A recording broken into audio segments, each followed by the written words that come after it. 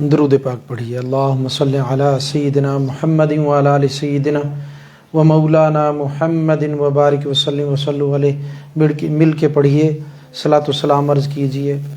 الصلاۃ والسلام علیک یا سیدی یا رسول اللہ، الصلاۃ والسلام علیک یا سیدی یا حبیب اللہ، الصلاۃ والسلام علیک یا سیدی یا نبی اللہ وعلی آلک و اصحابک یا سیدی یا نور اللہ۔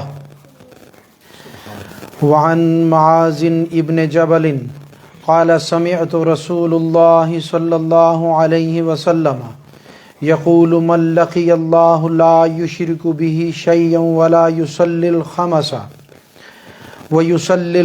ويصوم رمضان غفر له. قلت افلا ابشرهم يا رسول الله؟ قال دعهم يعملوا. رواه احمد۔ روایت ہے حضرت معاذ ابن جبل رضی اللہ تعالیٰ عنہ فرماتے ہیں کہ میں نے حضور علیہ الصلاۃ والسلام کو فرماتے ہوئے سنا کہ جو اللہ تبارک و تعالیٰ سے اس حال میں ملے کہ کسی کو اس کے ساتھ شریک نہ کرتا ہو، یعنی شرک نہ کرتا ہو، پانچوں نمازیں اور رمضان المبارک کے روزے ادا کرتا ہو، وہ بخشا جائے گا۔ میں نے عرض کیا یا رسول اللہ صلی اللہ علیہ وسلم، کیا میں لوگوں کو یہ بشارت نہ سنا دوں؟ تو آپ صلی اللہ علیہ وسلم نے فرمایا انہیں رہنے دو تاکہ عمل کرتے رہیں۔ میرے دوستو، الحمدللہ آج کچھ آپ دوستوں نے تھوڑی سیٹنگ کا سلسلہ کیا ہے تو آج روشنی صحیح ہے۔ حدیث پڑھنے میں اگر روانی نہ ہو جیسے پچھلی مرتبہ رہا تو وہ اس وجہ سے تھا کہ روشنی بالکل کم تھی، رات کے وقت پھر نظر نہیں آتا، زبر زیر نظر آنا نہ مشکل ہو جاتا ہے۔ آج آپ نے دیکھا روانی کے ساتھ پڑھا کیونکہ زبر زیر روشنی میں نظر آ رہی ہے۔ تو اب آپ نے اس حدیث پاک کو اور ترجمے کو سماعت فرمایا۔ یاد رکھیے کہ آقا علیہ الصلوۃ والسلام کی پاک حدیث علم کا ایک خزانہ ہے جس میں مختلف انواع و اقسام کے علوم ہمیں حاصل ہوتے ہیں،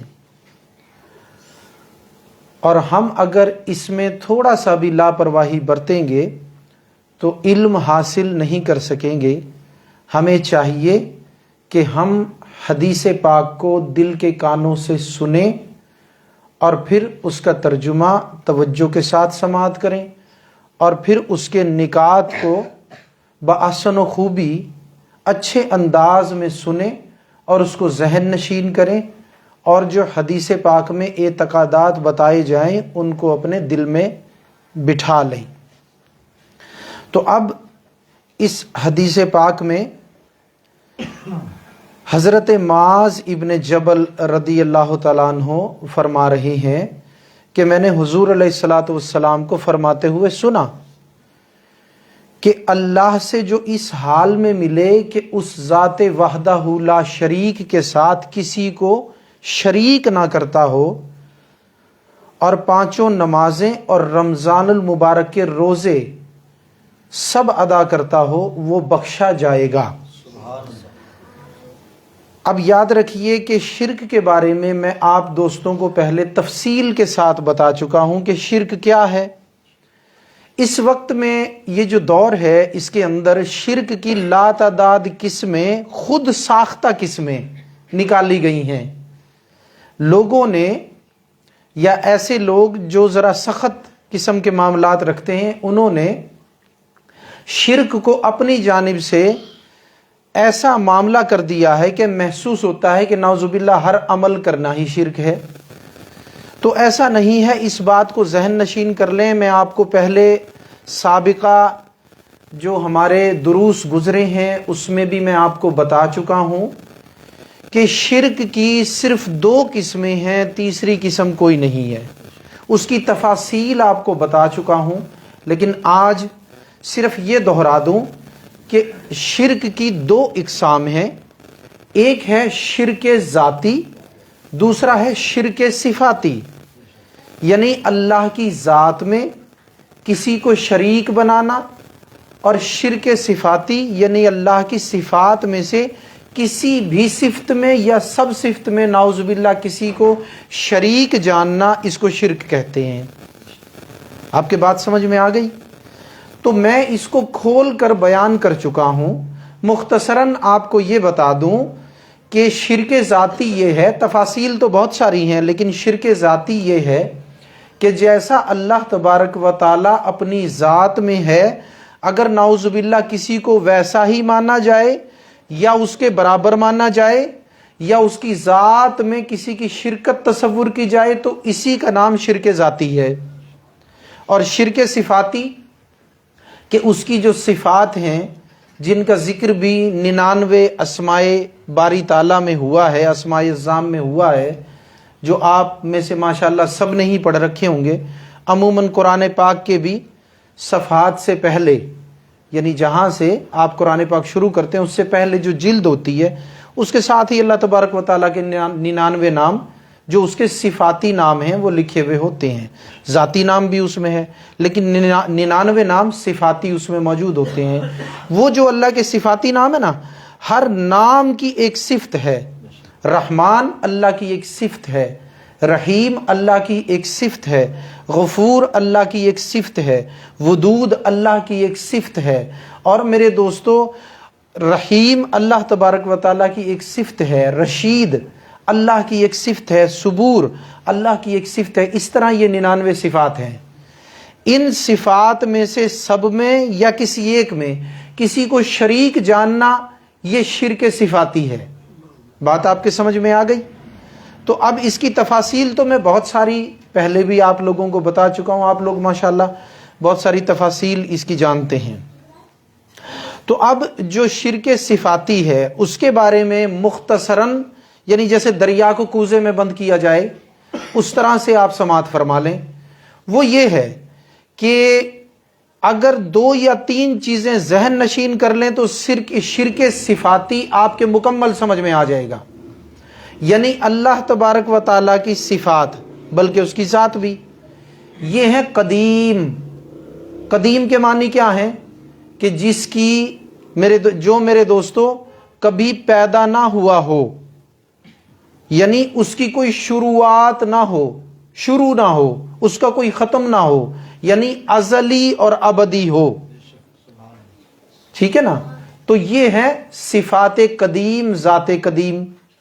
اور اللہ تبارک تعالیٰ کی ذات اور صفات، اس کے علاوہ کائنات میں سب حادث و مخلوق ہے، یعنی سب چیزوں کی ابتدا ہے، سب چیزوں کی میرے دوستو ابتدا ہے، یا جو چیزیں پیدا ہوتی ہیں ان کی پیدائش ہے، یعنی کوئی نہ کوئی ابتدا کا آپ کو عنوان ملے گا۔ لیکن اللہ تبارک و تعالیٰ کی ذات ازلی و ابدی ہے، اس کی ابتدا کوئی نہیں، اس کی انتہا کوئی نہیں، اس کا شروع کوئی نہیں، اس کا اختتام کوئی نہیں، تو لہٰذا اس کی صفات قدیم، ازلی اور ابدی ہیں۔ اس کی ذات بھی قدیم، ازلی، ابدی، نہ شروع نہ اخیر نہ پیدائش۔ اور یہ صرف اللہ کی ذات اور صفات ہے، اس کے علاوہ سب کچھ حادث و مخلوق ہے۔ آپ کی بات سمجھ میں آئی؟ تو اب اگر کوئی بندہ کسی انسان، کسی بت، کسی بھی چیز کو اللہ تبارک و تعالیٰ کی طرح قدیم جانتا ہے، اس کی ابتدا بھی نہیں مانتا، اس کی انتہا بھی نہیں مانتا، تو اگر اس طرح اس چیز کو ذاتی طور پہ مانے گا شرک ذاتی ہے، اگر صفاتی طور پہ مانے گا شرک صفاتی ہے۔ بات سمجھے؟ مختصراً اس کی تفاصیل میں نے آپ کو بتا رکھی ہیں۔ تو اب یعنی کہ کوئی بھی ہم میں سے ایسا نہیں سمجھتا، ہم کسی کو بھی، یہاں یہ بھی وضاحت کر دوں، ہم اہل سنت جماعت کا یہ عقیدہ ہے کہ ہم آقا علیہ الصلوۃ والسلام کی ذات کو بھی قدیم نہیں جانتے، بلکہ آقا علیہ الصلوۃ والسلام کی ذات کو بھی محبوب جانتے ہیں، مخلوق جانتے ہیں۔ اللہ کا محبوب، اللہ تبارک و تعالیٰ کی اشرف مخلوق، سب سے پیاری مخلوق، سب سے پہلی مخلوق آقا علیہ الصلوۃ والسلام کی ذات ہے۔ تو اب شرک نہ ہوا، کیونکہ آقا علیہ الصلوۃ، اب دیکھنا کائنات میں جن جن کو ہم مانتے ہیں ان میں سب سے عظیم ذات تو آقا علیہ الصلوۃ والسلام کی، محمد مصطفیٰ صلی اللہ علیہ وسلم کی ذات والا صفات ہی ہے۔ اگر ان کے بارے میں بھی ہمارا یہ عقیدہ ہے کہ اللہ کی ذات قدیم ہے اور آپ کی ذات جو ہے آپ کی ولادت ہوئی ہے، جسے ہم ہر سال میلاد منا کے بتاتے ہیں کہ آقا علیہ الصلوۃ والسلام کی ولادت ہوئی ہے، اللہ کی ذات لم یلد ولم یولد ہے، حضور کی ذات کی ولادت ہوئی ہے، تو فتویٰ لگانے والے سوچیں کہ شرک کا فتویٰ لگے گا کیسے؟ اہل سنت پر شرک کا فتویٰ کیوں کر لگے گا؟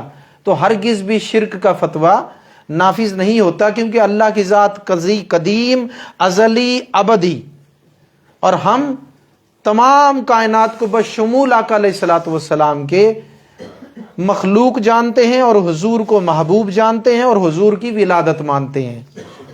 تو اس لیے کائنات میں کسی ہستی کی صفت کو، ان کی صفات کو ہم وہ قدیم، ازلی، ابدی نہیں جانتے، اس لیے شرک نہیں ہوتا۔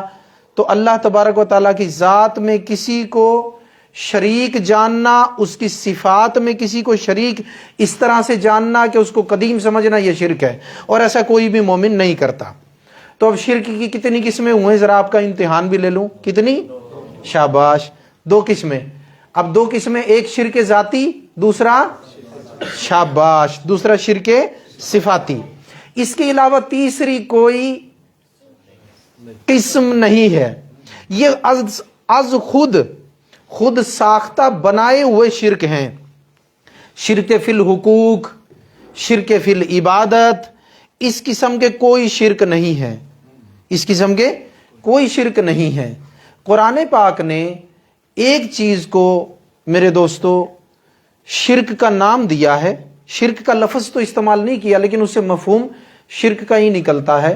وہ کیا ہے کہ اے محبوب صلی اللہ علیہ وسلم، کیا آپ نے ایسے شخص کو نہیں دیکھا جو اپنے نفس کی خواہشوں کو اپنا معبود بنائے ہوئے ہے؟ معبود بنائے ہوئے ہے۔ اب یہاں پر سوال یہ پیدا ہوتا ہے کہ جو اللہ تبارک و تعالیٰ کے علاوہ کسی کو معبود بنائے تو لازمی بات ہے وہ مشرک ہو جائے گا، وہ تو کافر ہو جائے گا، مشرک ہو جائے گا۔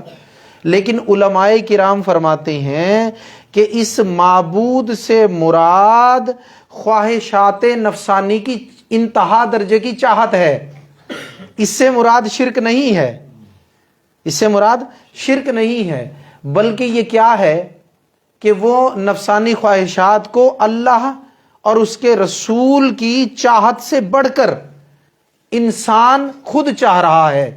حالانکہ نفسانی خواہشات کبھی اللہ رسول کی چاہت نہیں ہوتی، تو اب وہ اپنی نفسانی خواہشات کو اللہ رسول کی مرضی کے خلاف، ان کی مرضی کو نافذ کرنے کے بجائے وہ اس طرف متوجہ ہے اور اتنا اس میں گھر چکا ہے کہ اسے کچھ اس کے سوا نظر نہیں آ رہا، تو ایسے شخص کو گمراہ تو کہہ سکتے ہیں، نفسانی خواہشات کا شکار تو کہہ سکتے ہیں، اور اگر وہ ان چیزوں میں دکھلاوا چاہتا ہو کہ مجھے لوگ دیکھیں تو اسے ریاکار تو کہہ سکتے ہیں، مشرک نہیں کہہ سکتے۔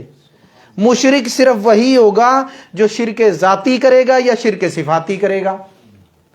ظاہری بات ہے جو انسان اللہ تبارک و تعالیٰ کی ذات میں کسی کو شریک نہیں جانتا، صفات میں شریک نہیں جانتا، تو پھر وہ عبادت میں کیسے شرک کرے گا، حقوق میں کیسے شرک کرے گا؟ تو یہ شرک کی وہ اقسام نکال لی گئی ہیں جن کو گھڑ لیا گیا ہے تاکہ شرک کے فتاووں کو زیادہ سے زیادہ نافذ کیا جا سکے۔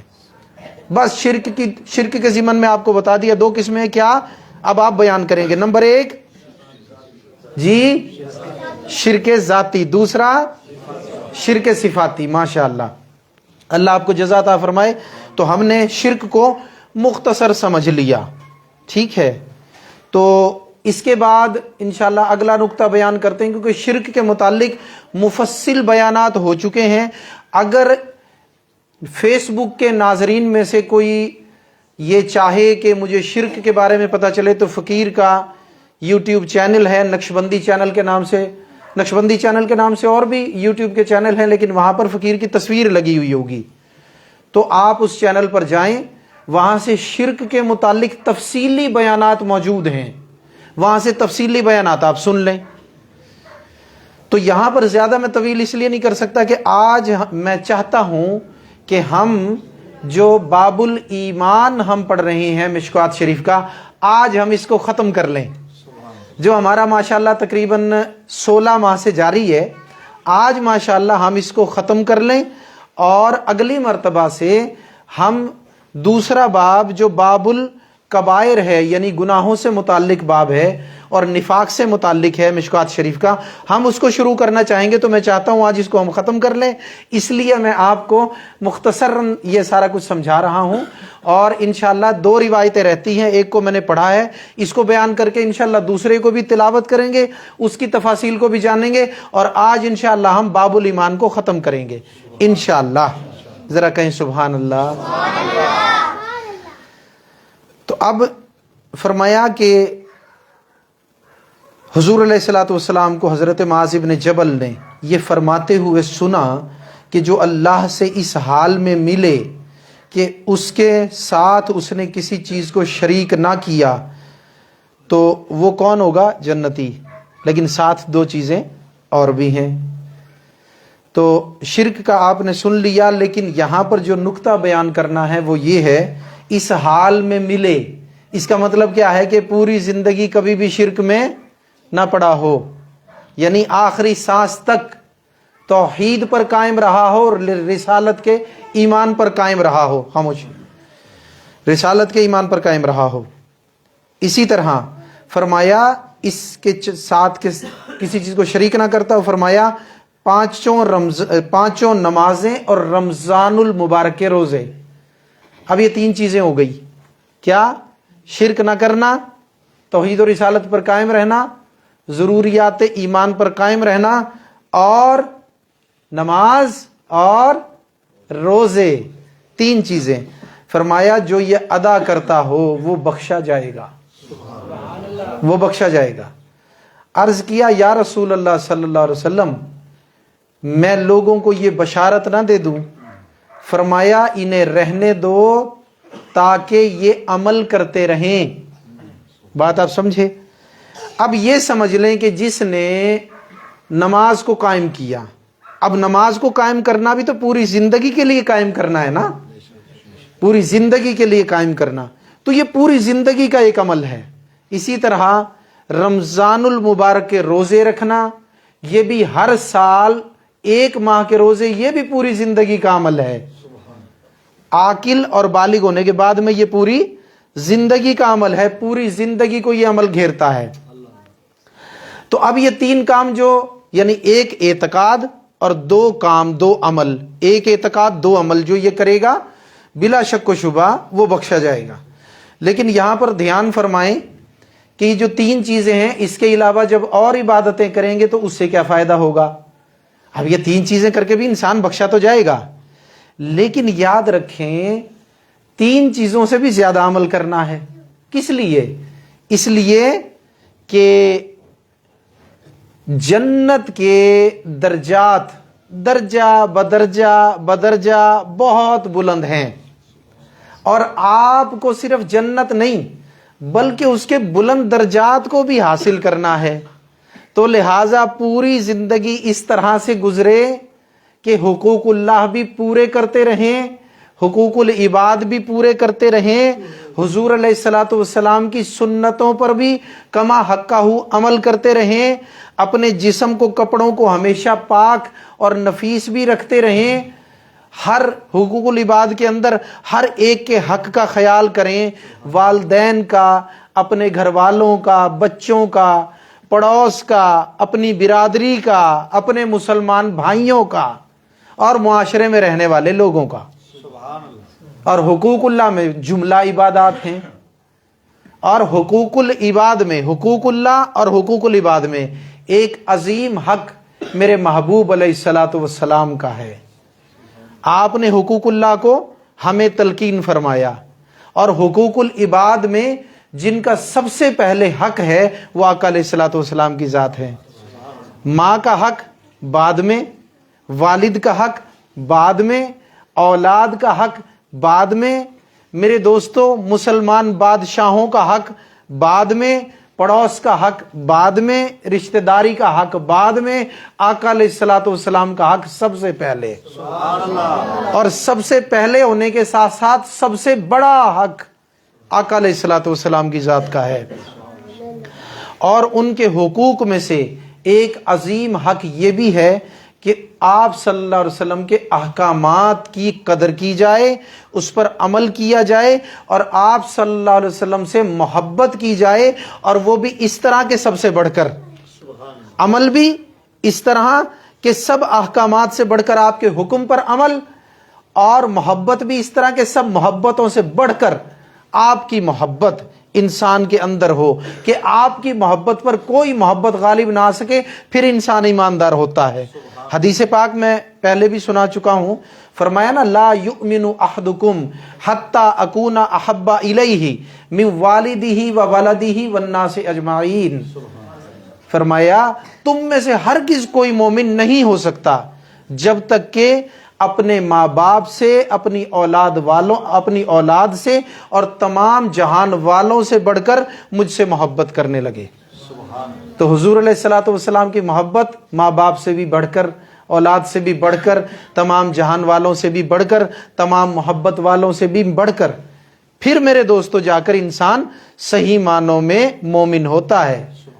تو اس لیے آپ کے احکامات پر بھی سب سے بڑھ کر عمل، سب اعمال سے بڑھ کر عمل، اور آپ کی محبت بھی سب محبتوں سے بڑھ کر، تب انسان مسلمان بھی کامل اور مومن بھی کامل۔ تو اب جنت کے جو بلند درجات ہیں، میں عرض کر رہا تھا، تو جنت کے بلند درجات حاصل کرنے کے لیے ہر دم اور ہر وقت عمل کرنے کی ضرورت ہے۔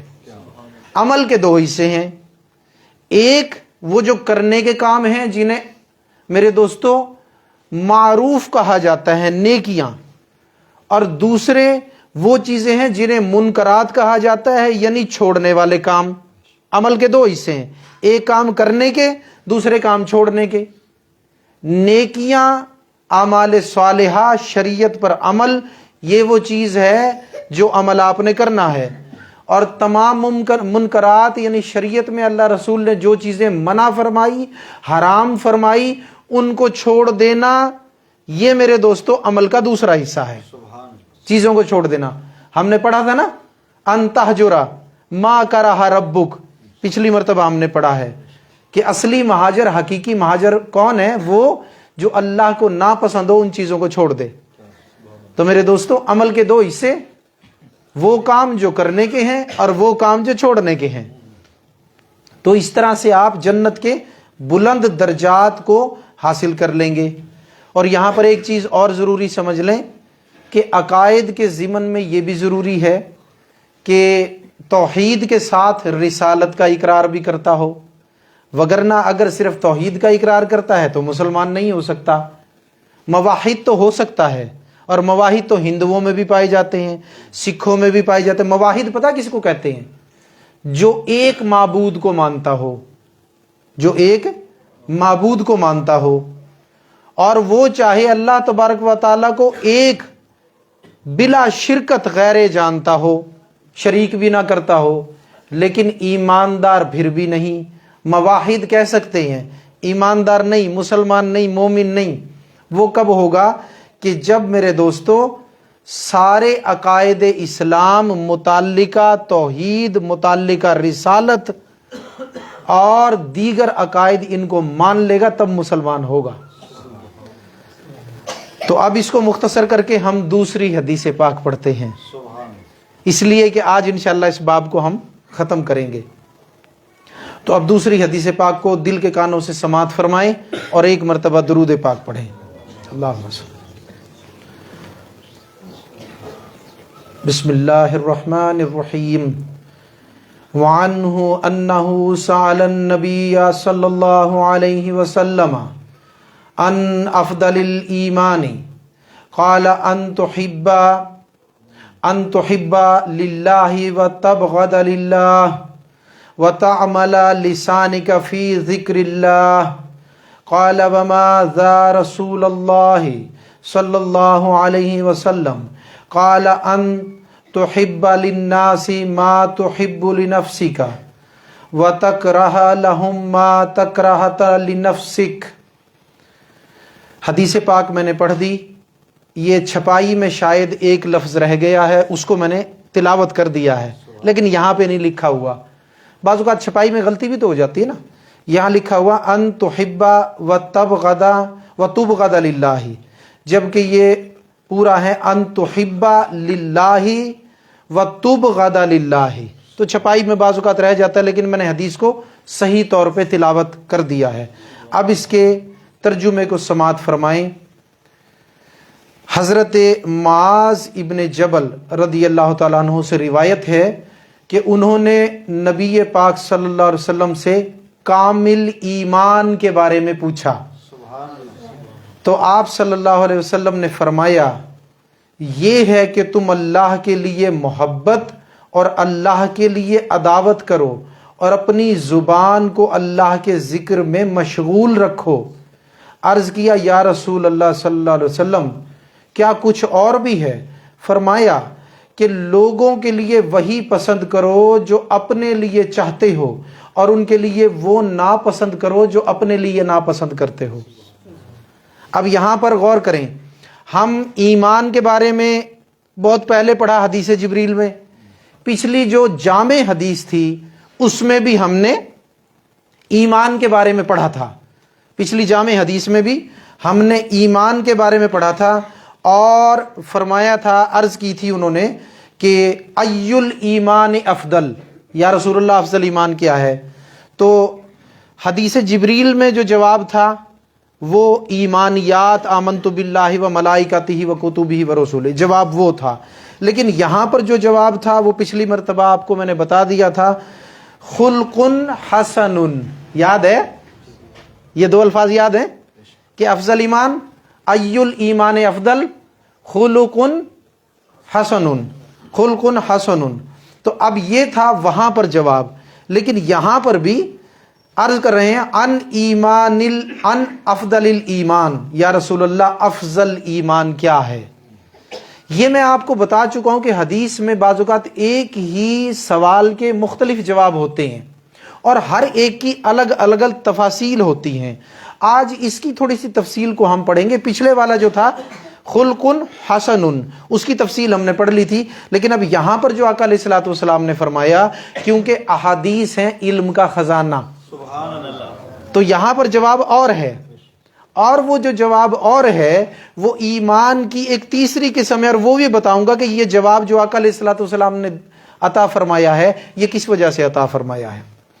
तो पूछा अन अफदलिल ईमान, या रसूलल्लाह अफजल ईमान क्या है? तो फरमाया अन तुहिब्बा लिल्लाही व तुबगदा लिल्लाह। क्या है? कि तुम अल्लाह के लिए मोहब्बत करो और अल्लाह ही के लिए अदावत रखो या बुग़्ज़ रखो।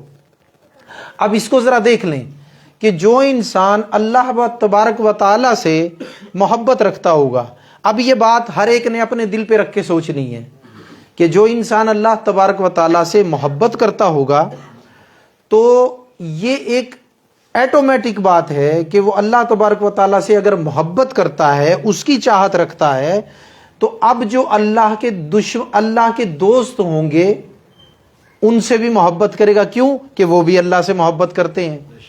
अल्लाह के दोस्त अल्लाह से मोहब्बत करते हैं और अल्लाह उनसे मोहब्बत करता है, तो लिहाजा ये अल्लाह का बंदा जो अल्लाह से मोहब्बत करता है तो उनसे मोहब्बत रखेगा जिनसे अल्लाह को मोहब्बत है, उनसे मोहब्बत रखेगा जो अल्लाह से मोहब्बत करते हैं। तो अब ये मोहब्बत किसके लिए हुई? अल्लाह के लिए। जब मोहब्बत होती है तो वो मोहब्बत अपने तकाजे साथ लेके आती है। जैसे अभी सर्दी का मौसम है ना, तो सर्दी का जो तकाजा है ठंड का, उसे आप महसूस करते हैं ना। इसी तरह जब गर्मी आती है उसका तकाजा होता है गरमाइश का, तपिश का, उसे भी आप महसूस करते हैं। इसी तरह जिसको अल्लाह तबारक व तआला से मोहब्बत हो जाती है, پھر اس محبت کے تقاضے ایٹومیٹکلی اس کے اوپر جاری ہو جاتے ہیں، کیونکہ محبت آئی، اپنے تقاضے، ہر چیز اپنے تقاضے ساتھ لے کر آتی ہے۔ جب انسان محبت کرتا ہے تو وہ اس کی محبت بھی اللہ کے لیے ہو جاتی ہے کہ وہ ان سے محبت کرتا ہے جو اللہ سے محبت کرتے ہیں، اور وہ ان سے محبت کرتا ہے جن سے اللہ محبت کرتا ہے۔ حقیقت میں تو بات ایک ہی ہے، لیکن میں نے دونوں رخ بیان کر دیے۔ اور پھر ان سے بغض رکھتا ہے اور دشمنی رکھتا ہے جو اللہ کے دشمن ہیں، کیونکہ جب اللہ سے محبت کرے گا تو ایٹومیٹک سی بات ہے کہ اس کے دل میں جو لوگ اللہ سے نفرت کرتے ہیں نعوذ باللہ، یا جو اللہ کے دشمن ہیں، جو اللہ سے عداوت رکھتے ہیں، دشمنی رکھتے ہیں، ایٹومیٹک سی بات ہے محبت جو ہے۔ تو اب وہ بندہ بھی کیا ہوگا، محبت کا تقاضا کہ اللہ کے جو دشمن ہیں، ایٹومیٹک اس کے دل میں دشمنوں سے نفرت پیدا ہو جائے گی، عداوت پیدا ہو جائے گی، دشمنی پیدا ہو جائے گی۔ اور پھر میرے دوستوں کہ ایسے لوگ جن سے اللہ جو ہے محبت نہیں کرتا، جو اللہ جن کو اپنا دشمن فرما دیتا ہے، اب یہ بھی دونوں رخ آ گئے، جیسے محبت کے دونوں رخ تھے، تو اب یہ ابغض للہ کے بھی دونوں رخ آ گئے۔ تو اب میرے دوستوں کیا ہوگا کہ اللہ ہی کے لیے اس کی نفرت اس کے اللہ کے دشمنوں سے قائم ہو جائے گی۔ تو یہ محبت کا تقاضا ہے۔ لیکن آقا علیہ الصلوۃ والسلام نے، اب یہ سوال پیدا ہوتا ہے یہاں پہ ایک اور، کہ آقا علیہ الصلوۃ والسلام نے جب محبت آتی ہے اپنے تقاضے ساتھ لے کے آتی ہے، اللہ کی محبت آئی، اپنا تقاضا دوستی اور دشمنی، محبت اور نفرت کا ساتھ لے کر آئی، تو پھر حضور نے یہ تقاضا بتلایا کیوں؟ اس لیے تاکہ ایک پیمانہ مل جائے کہ جس پر یہ پرکھا جا سکے، ہر انسان پرکھ لے کہ اللہ سے مجھے سچی محبت ہے یا غیر حقیقی صرف صورت والی محبت ہے۔ یہ اس لیے ہے، یہ ایک پیمانہ حضور نے دے دیا کہ اگر تو اللہ سے ہے سچی محبت، تو اب تو حضور علیہ الصلوۃ والسلام کے دیے ہوئے پیمانے سے خود کو پرکھ لے گا کہ اگر تو اس کے دوستوں سے محبت اور اس کے دشمنوں سے نفرت ہے تو اب تیری اللہ سے محبت سچی ہے۔ اور اگر اللہ سے محبت کا دعویٰ تو ہے اور محسوس بھی ہوتی ہے کہ محبت ہے، لیکن اس کے دشمنوں سے نفرت نہیں، اس کے دوستوں سے محبت نہیں، تو اب محبت بھی کامل، محبت بھی حقیقی نہیں۔ تو یہ حضور نے دیا ہے ایک کسوٹی، ایک پیمانہ محبت کو پرکھنے کے لیے۔ اور اس کا دوسرا حصہ سنیں، بچوں کو ذرا یار خاموش کراؤ، درود پاک پڑھیں، اللہم صلی اللہ علیہ وسلم۔ فرمایا کہ اپنی زبان کو اللہ کے ذکر میں مشغول رکھو، وَتَعْمَلَ لِسَانِكَ فِي ذِكْرِ اللَّهِ، کہ تمہارا عمل کیا ہو، تمہاری زبان سے ہر وقت اللہ کا ذکر جاری ہو۔ اب یہاں پر یہ ذکر کر دوں آپ کو، اللہ کے ذکر کی مختلف قسمیں ہیں، یعنی ایک ذکر یہ بھی ہے آپ زبان سے اللہ اللہ کرتے رہیں، ایک ذکر یہ بھی ہے کہ اس کی دی ہوئی نعمتوں پر اللہ کا شکر اس زبان سے ادا کریں، ایک ذکر کی قسم یہ بھی ہے کہ اسی زبان سے تلاوت قرآن کریں، ایک ذکر یہ بھی ہے کہ اسی زبان سے تلاوت حدیث مبارکہ کریں، احادیث مبارکہ کریں۔ پھر ذکر میرے دوستو یہ بھی ہے کہ اس زبان سے بھلائی کی بات کہیں، پھر ذکر یہ بھی ہے کہ اس زبان سے لوگوں کو دین کی دعوت دیں، پھر ذکر یہ بھی ہے کہ اس زبان سے لوگوں کو برائی سے منع کریں، پھر ذکر یہ بھی ہے کہ اللہ تبارک و تعالیٰ کی محبت کے اصول اس زبان سے لوگوں کو سمجھائیں۔ پھر میرے دوستو ذکر یہ بھی ہے کہ دین اسلام کی ترویج، اس کی اشاعت، اس کی تبلیغ اس زبان سے کریں، یہ بھی اللہ کا ذکر ہے۔ تو اللہ کے ذکر کی قسمیں ہیں لا تعداد۔ اب کسی کے ذہن میں اگر یہ سوال آیا ہوگا نا کہ بھئی ہر وقت اللہ اللہ کریں گے تو تلاوت کلام پاک کیسے کریں گے، دین کی تبلیغ کیسے کریں گے، اچھی بات کیسے کریں گے، تو اس کو اس کی اس سوال کا جواب مل گیا۔ آپ میں سے اگر کسی کے ذہن میں آیا تو آپ کو اس سوال کا جواب مل گیا کہ یہ سارے اللہ کے ذکر ہیں۔ ہاں اگر کوئی زبان سے ہر وقت اللہ اللہ کہتا ہے تو اس کو بھی آپ اس ذکر سے منع نہیں کر سکتے۔ جو جس کام میں لگا ہے اللہ رسول کا ہی کام، اس میں لگا رہنے دیں۔ جو دین کی تبلیغ کر رہا ہے یہ بھی اللہ ہی کا کام ہے، اس کو کرنے دیں۔ جو میرے دوستو آقا علیہ الصلوۃ والسلام کی سنتوں کو، اللہ تبارک و تعالیٰ کے فرائض کو لوگوں تک پہنچا رہا ہے، تو یہ بھی دین کا کام ہے، اس کو کرنے دیں۔ اگر کوئی تلاوت کلام پاک، اس کو قرآن سے ہی زیادہ لگاؤ ہے، شغف ہے، ہر وقت تلاوت کلام پاک کرتا ہے، باوضو رہتا ہے، اس کو وہ کام کرنے دیں۔ اگر کوئی یہ سارے کام کرتا ہے تو اس کے لیے بھی منع نہیں، اس کو اللہ نے ساری خیریں اکٹھی کر دی۔ تو یہ سب کیا ہے؟ اللہ کا، بولو کیا ہے؟ سب اللہ کا ذکر۔ تو اب اس محبت کا تقاضا ہوگا کہ جس سے محبت کرتا ہے اس کا نام بھی اس کی زبان سے جاری ہوگا، کبھی ذکر اسم ذات کی صورت میں، کبھی اس کی صفات کے ذکر کی صورت میں، کبھی تبلیغ دین کی صورت میں۔ تو یہ سب جاری ہونا کیا ہے؟ اللہ سے محبت کا تقاضا۔ اور یہ بھی جب محبت حقیقی آ جاتی ہے، یہ بھی خود بخود آ جاتا ہے۔ اور یہ تیسری کسوٹی ہے، یہ تیسرا پیمانہ ہے جس پر آپ پرکھیں گے، محبت کا پیمانہ، نفرت کا پیمانہ۔ دراصل ایک ہی پیمانے کے دو حصے ہیں، ٹھیک ہے، لیکن اگر ہم اس کو دو پیمانے بھی تصور کریں تو اب یہ تیسرا پیمانہ۔ پھر اس کے بعد میں چوتھا پیمانہ، ذرا کہیں سبحان اللہ۔ چوتھا پیمانہ سماعت کریں کہ فرمایا کہ جو اللہ سے محبت کرتا ہوگا اس کا چوتھا پیمانہ کیا ہے، کیسے پتہ چلے گا؟ ہر انسان اپنے آپ کو دیکھے۔ فرمایا وَأَن تُحِبَّ النَّاسِ كَمَا تُحِبُّ لِنَفْسِكَ، کہ جو چیز اپنے لیے پسند کرے گا وہی لوگوں کے لیے پسند کرے گا۔ اب یہ ایک اور تقاضا اللہ کی محبت کا ہے، اور اسی تقاضے کا دوسرا حصہ کیا ہے؟ اور فرمایا وَتَكْرَهَ لَهُمْ مَا تَكْرَهَ لِنَفْسِكَ، جو اپنے نفس کے لیے ناپسند کرتا ہے وہی لوگوں کے لیے بھی ناپسند کرے گا۔ یہ میں پہلے بھی آپ کو سمجھا چکا ہوں، لیکن یہاں پر یہ سمجھ لیں کہ جو اللہ سے محبت رکھتا ہوگا نا، تو اس کا ایمان کیا ہوگا، اس کی محبت کا تقاضا کیا ہوگا؟ جس سے محبت کر رہا ہوں وہ مجھے دیکھ رہا ہے۔ تو جب وہ مجھے دیکھ رہا ہے تو مجھے جو اپنے لیے پسند کرنا ہے وہی لوگوں کے لیے پسند کرنا نا، کیونکہ وہ دیکھ رہا ہے۔ پھر جو میں اپنے لیے ناپسند کرتا ہوں لوگوں کے لیے کیسے پسند کروں؟ کیونکہ وہ دیکھ رہا ہے۔ اگر جو میں اپنے لیے پسند کرتا ہوں اس کی مخلوق کے لیے میں وہ پسند نہ کروں، اچھی چیز اپنے لیے، بری جو ہے لوگوں کے لیے، تو اب وہ دیکھ رہا ہے۔ تو جب اگر محبت حقیقی ہوگی، یہ چوتھا پیمانہ، جب محبت حقیقی ہوگی تو اس کے دل کے اندر یہ احساس ہوگا، اور وہ کبھی بھی جو چیز اپنے لیے پسند نہیں کرتا وہ لوگوں کے لیے ناپسند کرتا ہے، اپنے لیے ناپسند کرتا ہے وہ لوگوں کے لیے پسند نہیں کرے گا، اور جو اپنے لیے پسند کرتا ہے وہ لوگوں کے لیے ناپسند نہیں کرے گا۔ جو اپنے لیے پسند وہ لوگوں کے لیے پسند، جو اپنے لیے ناپسند وہ لوگوں کے لیے ناپسند۔ اس لیے کہ اللہ دیکھ رہا ہے، میری راہ میں دے رہا ہے، تو کیا جو خود پہن رہا ہے ویسا ہی کپڑا دے رہا ہے کہ نہیں؟ خود جو کھانا کھا رہا ہے ویسا ہی کھانا دے رہا ہے یا نہیں دے رہا؟ ٹھیک ہے نا جی۔